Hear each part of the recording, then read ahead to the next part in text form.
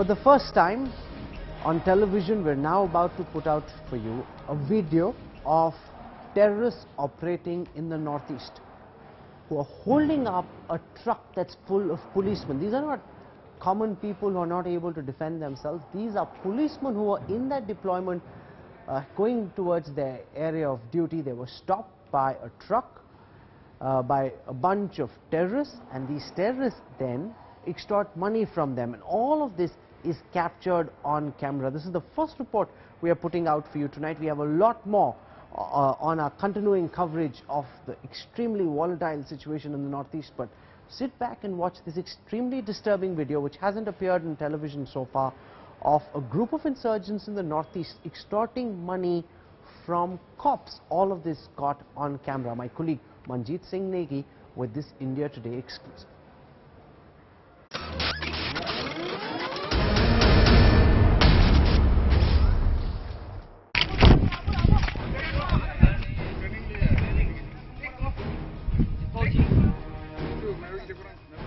Got on camera, in action, these are Garo National Liberation Army militants holding men from Tripura's Forest Training Institute hostage. They've stopped the Tripura government bus near the Assam-Meghalaya border, hauled out the men travelling in it and asked them to lie down in submission at gunpoint. They then start raiding their luggage and confiscating items, including a laptop. The militant group's leader then begins to address his hostages with a gun in hand. He's fully aware that he's filming an extortion video.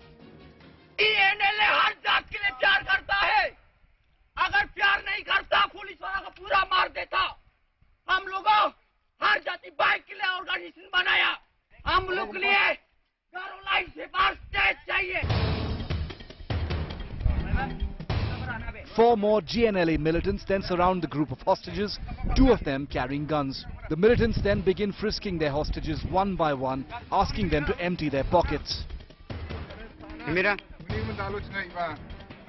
This exclusive video, accessed by India Today, shows that the army strike in Myanmar has not deterred but emboldened these militant groups, who are now fearlessly flexing their muscles in the northeast. With Manjeet Negi in Manipur, Bureau Report, India Today. The latest update that we have for you tonight is that there's a parallel India-Myanmar operation that's currently underway. Even as we speak, massive deployments on both sides of the border. An attempt is being made to choke terrorists in their hideouts. This is happening deep inside the Kailin province of Myanmar. This is an area that even the Myanmarese army finds very difficult to be able to control. The Kachin province now is where this operation is currently taking place.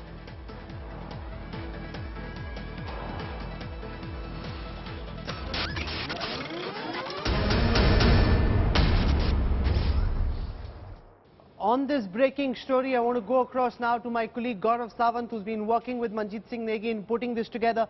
Joining us also is former Research and Analysis Wing Officer RSN Singh. Gaurav, how big is this parallel operation that's been launched? And I'm intrigued by the usual word parallel as being different from joint. What's the difference between a parallel operation and a joint operation? What's going on? The Myanmar army is carrying out an operation on their side. The Indian army is carrying out an operation on our side, in Manipur, in Nagaland. And this is an operation which has close to 40,000 troops in the Seven Sisters.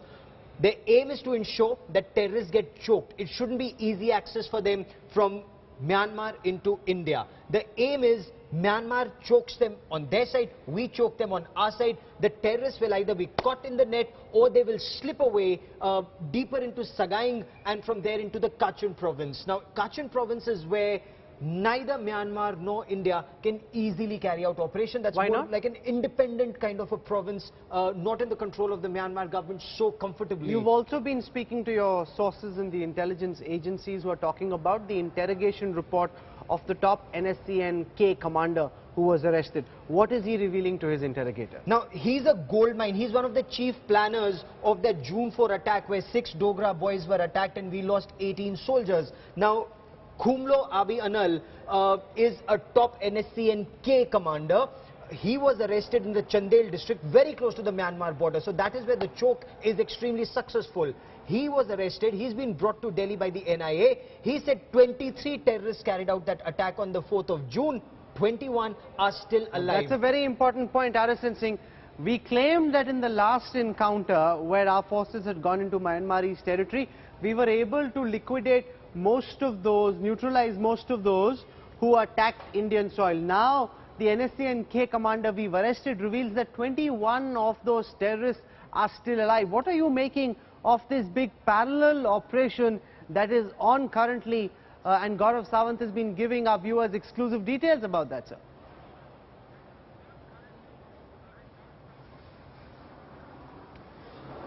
Let me put this in perspective. Even earlier, whenever operations used to be carried out, and we used to, India and Myanmar have been having very extensive meetings over the years. These are formalized meetings, and all the while, the Myanmaris have been very, very sensitive to calling, calling anything as joint operations, because that transgresses into sovereignty issues and all. So this is what they call coordinated operations. What you are calling parallel operations, it is coordinated operations. And let me tell you, there are means and arrangements available to exchange real-time information between the two countries. Otherwise, you cannot carry out coordinated operations. And look, there is nothing. India is not doing a favor to Myanmar, and Myanmar is not doing a favor to India. Because you cannot solve, insurgency in that region without taking the complementarity of Myanmar into consideration, and this Myanmar also realizes. But Arasan Singh, given how vast these jungles are, given how less the inhabitation over there is, this is a huge challenge, because the Myanmarese army, Gaurav, is not present there in great numbers. They're coming up to try and help us, but that's not really their main concern, while it is a heightened worry for India. Now, it's not really their main concerns. The jungles are mostly lawless. And that border is so porous, there isn't a border guarding force. Now, what Myanmar is doing, and especially after the National Security Advisor Ajit Doval, S. Jaishankar, our Foreign Secretary, and the Army Commander, Eastern Command General Rai, they visited Myanmar. The Myanmar Army Chief is coming to India.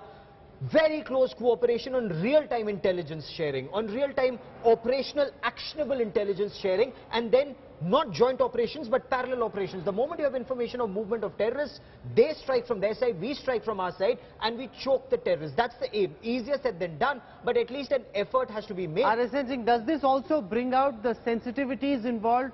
The fact that last time maybe some of our ministers went overboard in beating their chest, and that really required a huge amount of firefighting for which the National Security Advisor Ajit Doval had to fly down himself, assuage their feelings. Is this really a lesson that India has learnt in your view?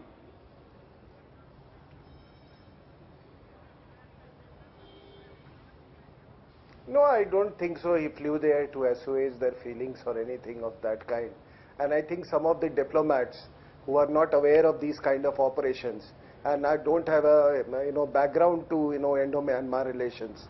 Some of them have, but there are plenty of them who didn't have. They totally misread the issue.